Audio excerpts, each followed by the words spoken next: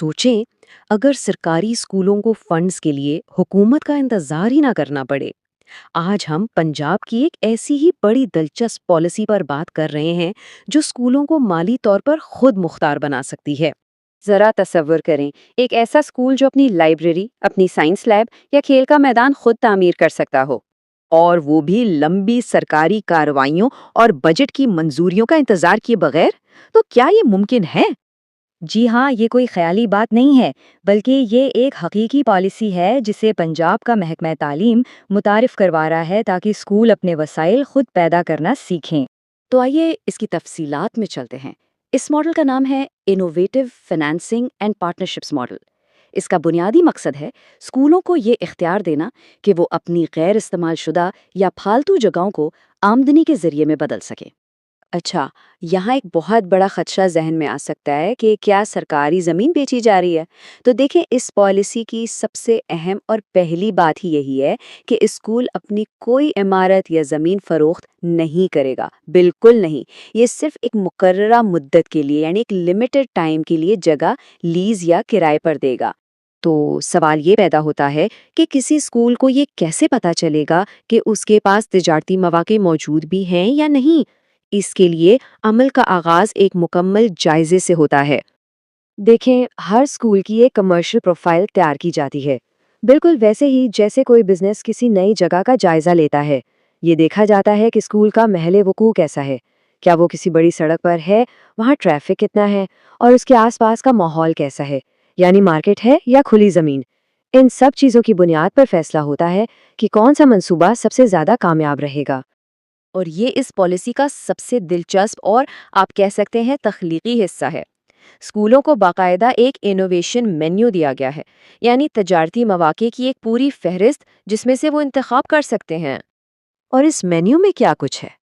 اس میں دیواروں پر اشتہار لگانے جیسے چھوٹے اور آسان کاموں سے لے کر ٹیلی کام ٹاور لگانے جیسے آپشنز بھی ہیں۔ کھیلوں کی جدید سہولیات جیسے کرکٹ یا پیڈل کورٹس بنانا، یا پھر اپنی چھت یا کھلی زمین پر سولر فارم لگانا، یہاں تک کہ اسکول کے اوقات کے بعد اپنی لیبز، کوچنگ سینٹرز کو کرائے پر دینا یا ایک چھوٹی سی کارنر شاپ بنانا بھی شامل ہے۔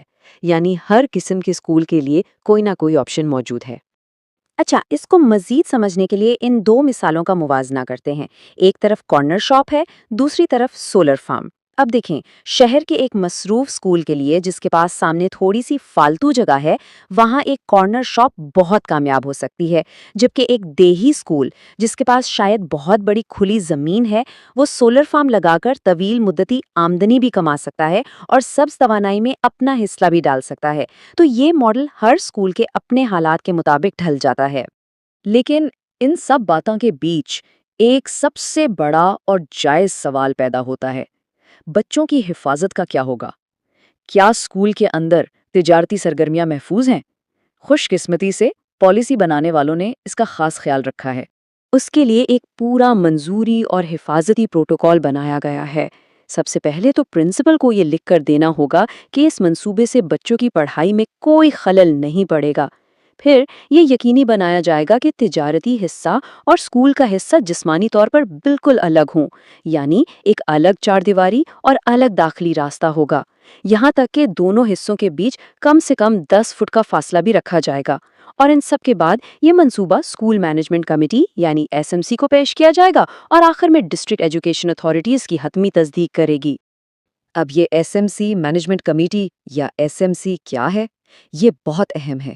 یہ ایک ایسی باڈی ہے جس میں طلباء کے والدین، اساتذہ اور علاقے کے لوگ شامل ہوتے ہیں، اور اس پالیسی کا سب سے اہم نقطہ یہ ہے کہ کمیٹی کی تحریری منظوری کے بغیر کوئی کام نہیں ہو سکتا۔ اس کا مطلب یہ ہوا کہ اصل فیصلہ کمیونٹی کے ہاتھ میں ہے، جس سے شفافیت کو یقینی بنایا جاتا ہے۔ تو ٹھیک ہے، یہ سارا نظام بن گیا، پیسہ بھی آ گیا، لیکن یہ سب کچھ ہمیں آخری اور سب سے اہم سوال کی طرف لاتا ہے۔ اس ساری محنت سے حاصل ہونے والی رقم آخر جائے گی کہاں؟ پالیسی اس بارے میں بالکل واضح ہے۔ اس آمدنی کا ایک ایک روپیہ واپس اسکول پر ہی خرچ ہوگا، یعنی فائدہ براہ راست بچوں تک پہنچے گا۔ پنجاب کی یہ پالیسی صرف اسکولوں کے لیے ایک ماڈل نہیں، بلکہ یہ ایک نئی سوچ کا آغاز ہے۔ یہ ہمیں یہ سوچنے پر مجبور کرتی ہے کہ ہمارے ارد گرد حکومت کے کتنے ہی ایسے اثاثے ہیں جنہیں اسی طرح تخلیقی انداز میں استعمال کر کے براہ راست عوام کی بھلائی کے لیے وسائل پیدا کیے جا سکتے ہیں۔